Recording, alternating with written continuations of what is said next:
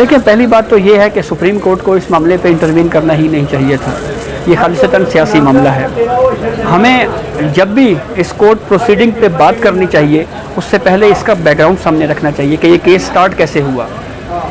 साबिक CCPO लाहौर थे गुलाम महमूद डोगर, उनका तबादला कर दिया गया। वो सुप्रीम कोर्ट में आ गए और उन्होंने ये कहा कि जी देखें जी, मेरा तबादला किया जा रहा है। अब उनका तबादला क्यों किया गया? ज़ाहिर बात है, उस वक्त पंजाब में ये जो चौधरी परवेज़ इलाही हैं या चौधरी बरादरान हैं, उनसे गुलाम महमूद डोगर बड़े करीब थे। तो ये इम्प्रेशन था इलेक्शन कमीशन का कि इलेक्शन जो हैं वो फेयर नहीं हो सकते, और ये बीइंग CCPO लाहौर जो पोलिंग प्रोसेस है उसमें मुदाखलत कर सकते हैं, असरअंदाज हो सकते हैं, इसलिए ऐसे शख्स को तब्दील होना चाहिए। सुप्रीम कोर्ट में आए जस्टिस इजाजुल एहसन और जस्टिस मुजाहिद अली अकबर नकवी पर मुश्तमिल 2 रुकनी बेंच था, और उस 2 रुकनी बेंच ने CCPO लाहौर के तबादले के केस को देखना था कि क्या ये तबादला दुरुस्त हुआ नहीं हुआ। लेकिन आउट ऑफ वे जाके सुप्रीम कोर्ट के 2 जजों ने ये ऑब्जर्वेशन देना शुरू कर दी, इलेक्शन क्यों डिले हो रहा है जी, और हम चीफ इलेक्शन कमिश्नर को बुलाते हैं।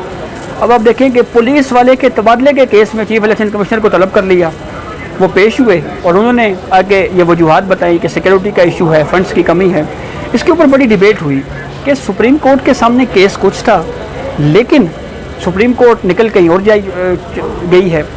फिर उसके बाद जब इन 2 जजेस को खुद एहसास हुआ कि हमने आउट ऑफ वे जाके कोर्ट प्रोसीडिंग को चलाया है, तो उस प्रोसीडिंग से खुद को विड्रॉ किया और अपने उस ऑर्डर में चीफ जस्टिस ऑफ पाकिस्तान को सिफारिश कर दी कि चीफ जस्टिस ऑफ पाकिस्तान इस मामले पे सो मोटो लें। चीफ जस्टिस उमर अता बंदयाल ने एक पुलिस वाले के तबादले के केस में एक दी गई तजवीज़ कि सो मोटो लिया जाए, सो मोटो ले लिया। सुप्रीम कोर्ट के 9 जजेस बैठ गए और फिर डिवीज़न होना शुरू हुई। वो 9 जजेस कम होते होते अब 3 जजेस पर रह चुके हैं। ये एतराज़ इत्तेहादी हुकूमत का भी है कि आप सियासतदानों को तो कह रहे हैं कि मुज़ाकरात करें और इख्तलाफात ख़त्म करें, तो आपके जुडिशरी के अंदर जो इख्तलाफात हैं उसको ख़त्म करने के लिए आप अपने अंदर मुज़ाकरात क्यों नहीं कर रहे। जस्टिस काजी फ़ाइज़ ईसा का बेंच इस वक्त भी मौजूद नहीं है। जस्टिस सरदार तारिक मसूद जो कि मोस्ट सीनियर जज हैं, उनको भी किसी ना अहम केस में बिठाया जाता है, ना ही उनको किसी 3 रुकनी बेंच का हिस्सा बनाया जाता है। सुप्रीम कोर्ट में 2 जजों की असामियाँ खाली हैं। Chief justice of Pakistan judicial commission का इजलास नहीं बुला रहे।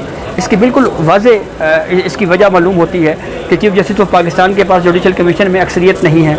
फुल कोर्ट मीटिंग अभी तक नहीं बुलाई गई जिसमें आर्टिकल 184(3) के हवाले से, रेगुलेशंस के हवाले से बात की जाए।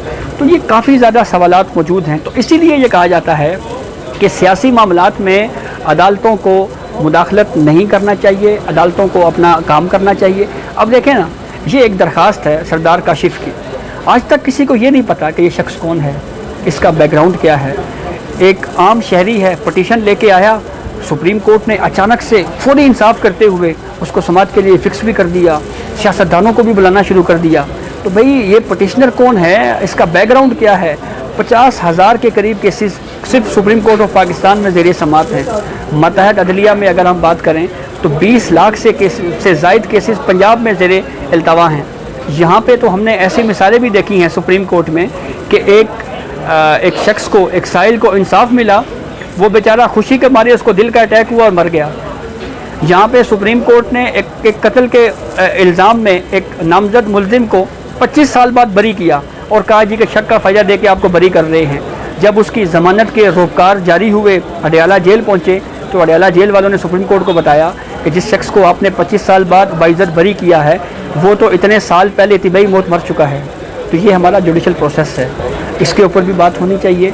सुप्रीम कोर्ट को इसको भी फोकस करना चाहिए कि फौरी और सस्ते इंसाफ की फराहमी का जो प्रोसेस है उसको किस तरह से उसको इम्प्लीमेंट किया जा सकता है, आम आदमी को किस तरह से इंसाफ दिया जा सकता है, और इस तरह की पटिशन्स को फौरी तौर के ऊपर समाअत के लिए मुकर्रर कर देना, इसके ऊपर बहरहाल सवालात फिर उठते रहेंगे।